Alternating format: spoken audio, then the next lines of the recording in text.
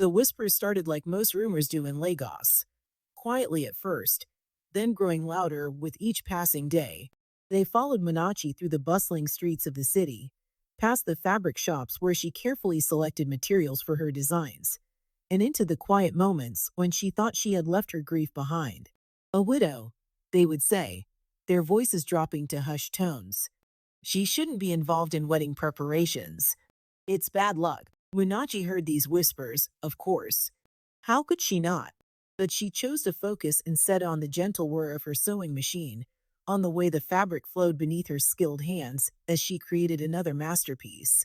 She had built her reputation as one of Lagos's finest fashion designers through years of dedication, and not even the loss of her beloved husband Kalechi 2 years ago could take that away from her. Besides, she had Ginika, sweet, fierce Ginika, who had stood by her side through everything, through the accident that took Kalechi, through the dark days that followed, and through Munachi's slow journey back to herself. Their friendship stretched back so far that neither could remember a time when they weren't in each other's lives. They had shared dreams, secrets, and sorrows, their bond growing stronger with each passing year. So when Ginika burst into Munachi's studio one morning, her eyes shining with joy, and an engagement ring glittering on her finger, Munachi's happiness was genuine. As they hugged and laughed and cried together, planning the perfect wedding dress seemed like the most natural thing in the world. Who else but Munachi could create the gown that would make her best friend's dreams come true? What neither woman knew, as they sat together sketching designs and sharing stories, was that their friendship was about to face its greatest test. The whispers that had followed Munachi were about to grow louder, carried on the concerned tongue of Ginika's aunt, a woman who believed deeply in the power of old superstitions and the weight they could bring to bear on a new marriage. The seeds of doubt were already being planted, though they had yet to take root. For now, in Munachi's sun-filled studio, there was only joy and possibility. Ginika ran her fingers over the soft fabrics Munachi had selected, while Munachi described her vision for the perfect dress. They were just two friends sharing a dream, unaware that forces beyond their control were gathering like storm clouds on the horizon. Looking back, they would both remember these moments differently. Munachi would recall the warmth of the sun streaming through the windows, the peaceful contentment of working on something special for someone she loved. Ginika would remember the first faint stirrings of uncertainty, so slight she barely noticed them, like the softest breath of wind before a hurricane. But that was still to come. For now, they existed in that perfect moment of friendship and trust, their laughter echoing through the studio as they planned for what they believed would be the happiest day of Ginika's life. The world outside, with all its judgments and superstitions, seemed very far away indeed. Neither woman could have guessed how quickly everything would change, or how their bond would be tested by the very traditions that were meant to protect happiness. They couldn't know that sometimes the greatest threats to love come not from obvious enemies, but from the quiet doubts that creep in through the cracks of our certainty, wearing away at our foundations until everything we thought we knew begins to crumble. Munachi's fashion studio sat on the second floor of a busy building in Lagos, where the constant hum of the city provided a backdrop to her creative work. The space, though modest in size, held the dreams of countless brides who had walked through its doors. Scattered across her workstation were sketches of wedding gowns, each one telling a different story of hope and love. But none of these designs meant as much to her as the ones she was creating for Ginika. At 32, Munachi had already experienced more of life's extremes than most. Her talent with a needle and thread had made her one of Lagos's most sought-after designers, but it was her resilience that truly defined her. The loss of her husband Kalechi had left a void that no amount of success could fill, yet she had found a way to keep moving forward. Her dark eyes, though touched by sadness, still held a warmth that drew people to her. She worked with a quiet determination, each stitch a testament to her unwavering spirit. Ginika, at 30, carried herself with the confidence of someone who had fought hard for her place in the corporate world. Her desk at the firm was always impeccably organized, much like her approach to life. She had built her career methodically, earning respect in a male-dominated industry through her sharp mind and unwavering determination. Yet beneath her polished exterior lay a deep vulnerability, especially when it came to matters of the heart. The two women had first met in secondary school, when Ginika's family moved to Lagos from Abuja. On that first day, when Ginika stood nervously in front of the class, it was Munachi who smiled and offered her the empty seat nearby. Their friendship had grown from that simple act of kindness, strengthening through the years as they shared their dreams, fears, and ambitions. They were opposites in many ways. Where Munachi was artistic and intuitive, Ginika was analytical and planned. While Munachi found comfort in tradition, Ginika embraced modern ideals. Yet these differences only seemed to strengthen their bond. They balanced each other, each providing what the other lacked. Ginika's fiancé, a successful banker named Chidi, had seemed perfect on paper. He was well educated, came from a good family, and had the kind of charm that made everyone feel at ease. But there was something about him that Munachi couldn't quite place.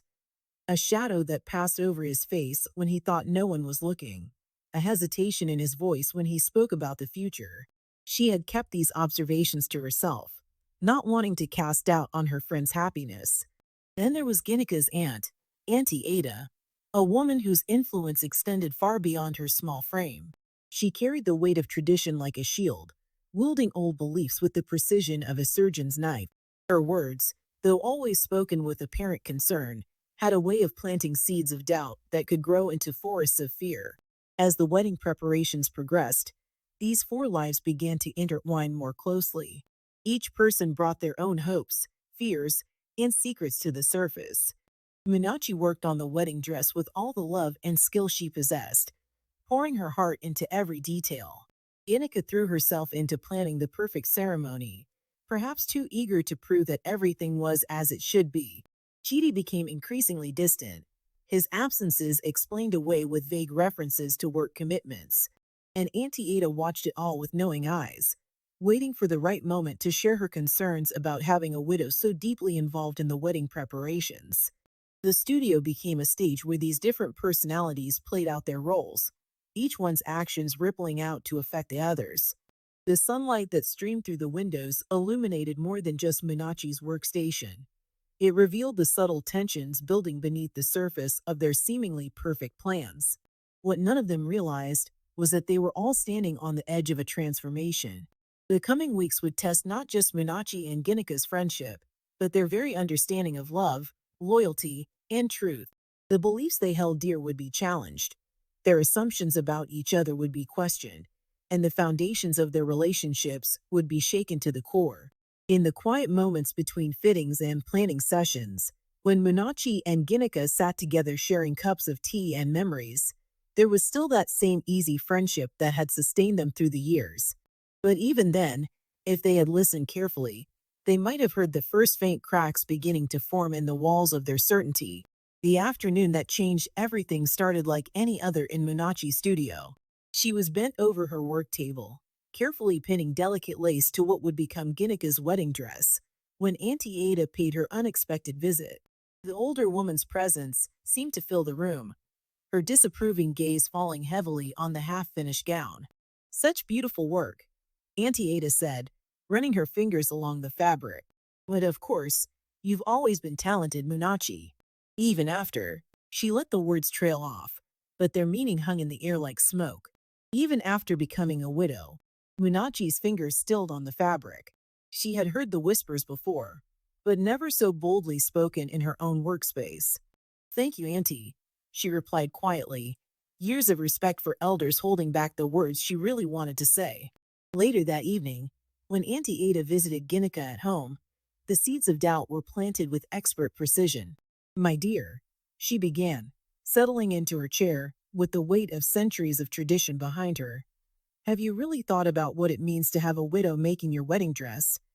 Ginika, who had been excitedly showing her aunt the venue photos on her phone, felt the first cold touch of uncertainty. "What do you mean, Auntie?" "Munachi is my best friend." Of course. Auntie Ada nodded sympathetically. "And she is talented, no one denies this. But these things, these traditions, they exist for a reason, my dear. A widow's touch on a wedding dress? It's like inviting bad luck to your doorstep." The word settled into Ginika's mind like pebbles in a pond, creating ripples that would grow into waves. She tried to dismiss them, but they had taken root. That night, she lay awake, thinking about all the small things that had already gone wrong with the wedding planning. The delayed flowers, the mix-up with the event hall, the caterer who had suddenly doubled his prices. The next few days brought more complications. The wedding invitations arrived with a typo. The makeup artist Ginika had booked suddenly became unavailable. Small things, really, but with each new problem, Auntie Ada's words echoed louder in Ginika's mind. Meanwhile, Munachi worked tirelessly on the dress, pouring all her love and skill into every stitch. She noticed Ginika becoming distant, canceling their usual coffee meetings, responding to texts with unusual brevity.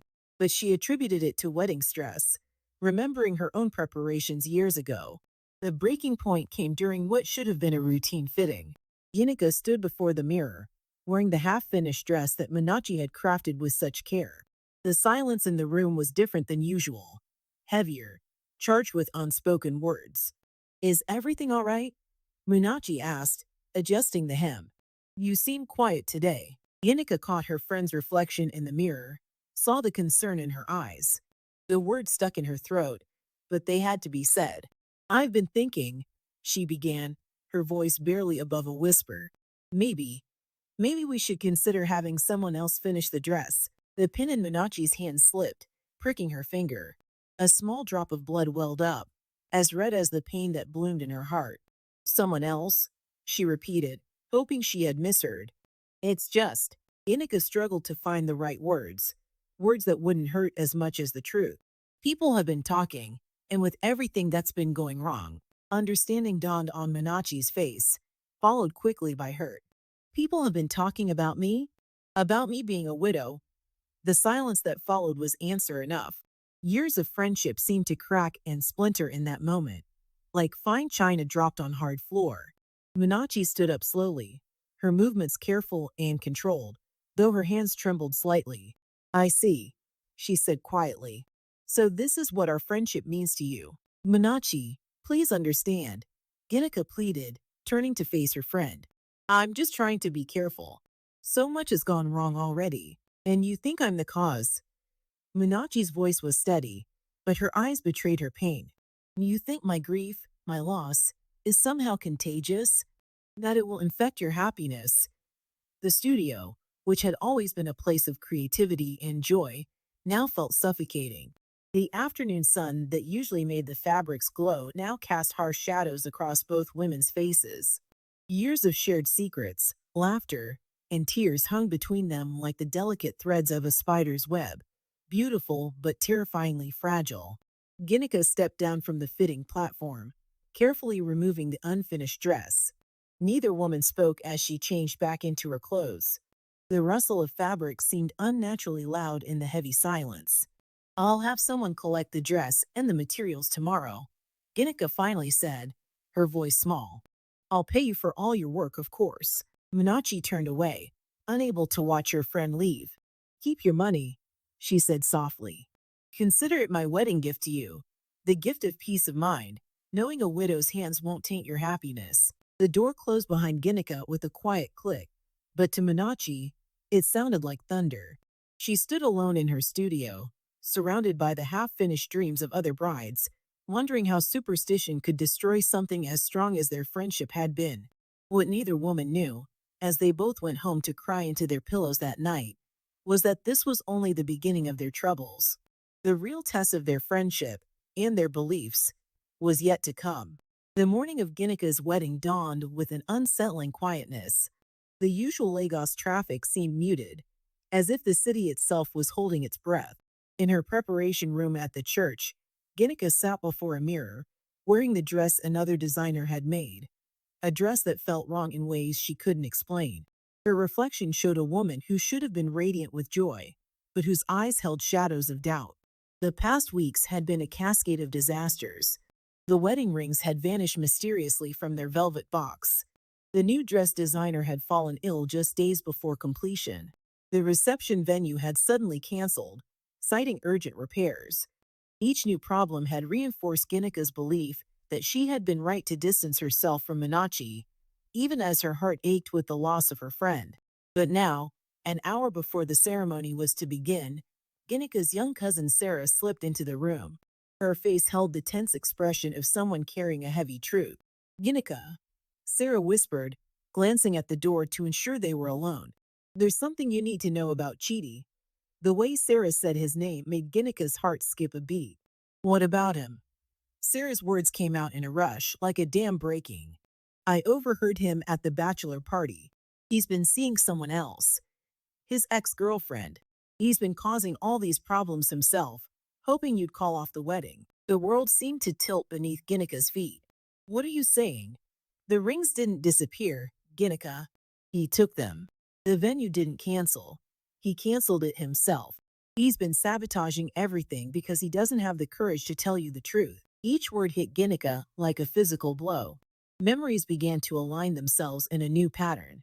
Chidi's late nights at the office, his mysterious phone calls, his increasing distance.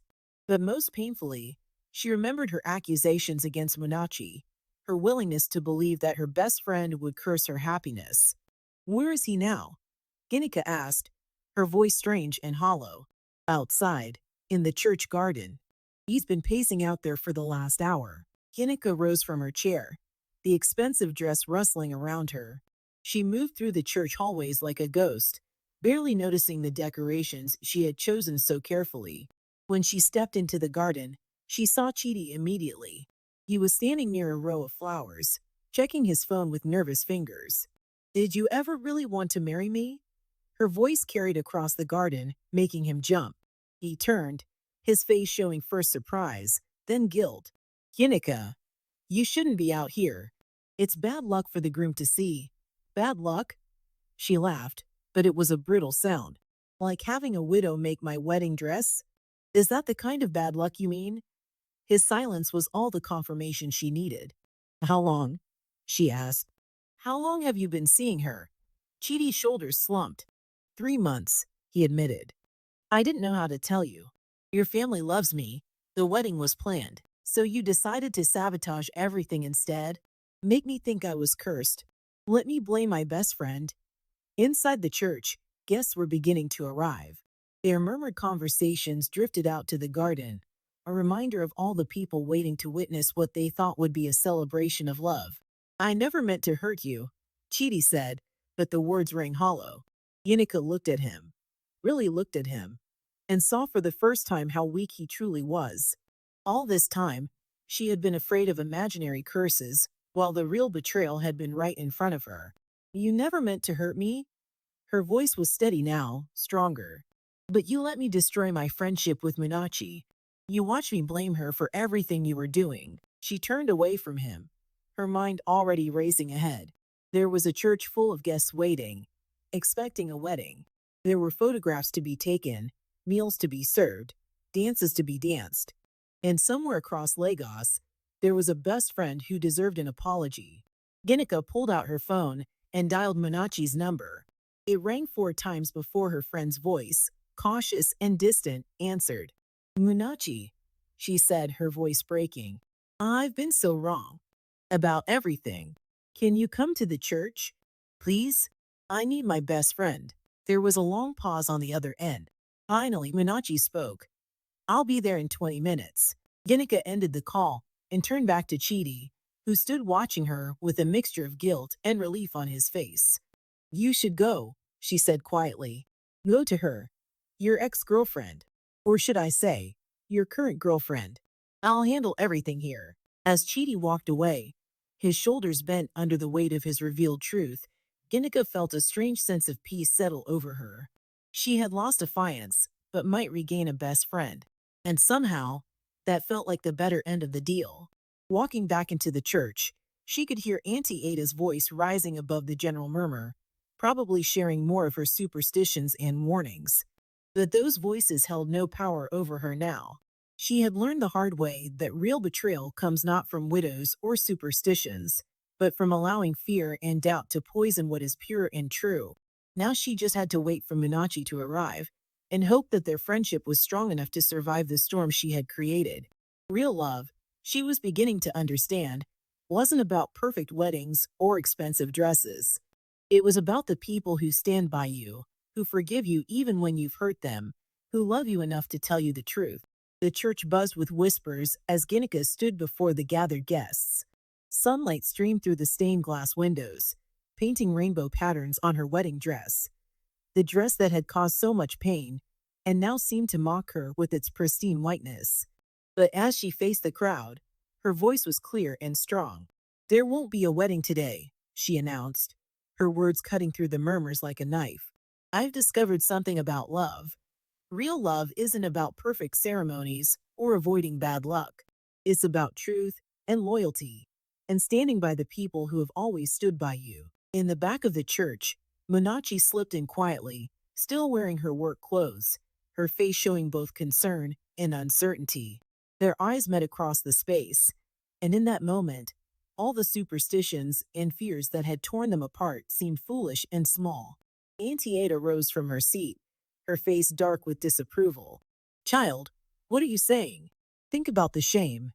"The shame?" Ginika interrupted, finding strength she didn't know she had. "The real shame was letting fear and superstition destroy my friendship with Munachi.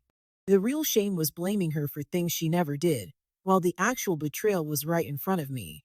The crowd stirred uncomfortably, but Ginika wasn't finished. She turned to face her aunt directly. "You taught me to fear a widow's touch on my wedding dress, but you never taught me to fear a man's lies.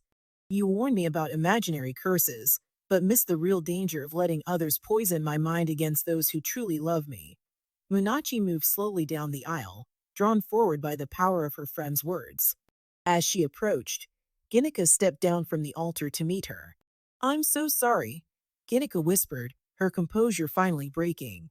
"I let them make me doubt you. I let fear destroy something beautiful." Munachi's eyes filled with tears. "You hurt me deeply," she admitted softly. "Not because you chose another designer, but because you believed I would ever wish you harm." "I know," Ginika nodded, her own tears falling freely now. "I forgot who you are, who we are to each other. When Chidi was sabotaging everything, I blamed you instead of seeing the truth right in front of me." The guests watched in silence as the two friends stood facing each other, years of shared history hanging between them like delicate threads that had been stretched but not broken. "Can you forgive me?" Ginika asked, her voice barely a whisper. Munachi was quiet for a long moment, remembering the pain of rejection, the lonely nights, the hurt of being blamed for another's betrayal. But she also remembered the years of friendship, the laughter they had shared, the ways they had supported each other through life's storms. "Yes," she finally said, reaching for Ginika's hands. "But on one condition, anything. Never let anyone's fears become stronger than your faith in our friendship again." They embraced then, there in the church where a wedding should have been happening. But something more important was taking place instead. The renewal of a bond that was stronger than superstition, stronger than fear, stronger even than betrayal. Around them, the guests began to stir, some leaving quietly, others lingering to watch this unexpected display of love and forgiveness.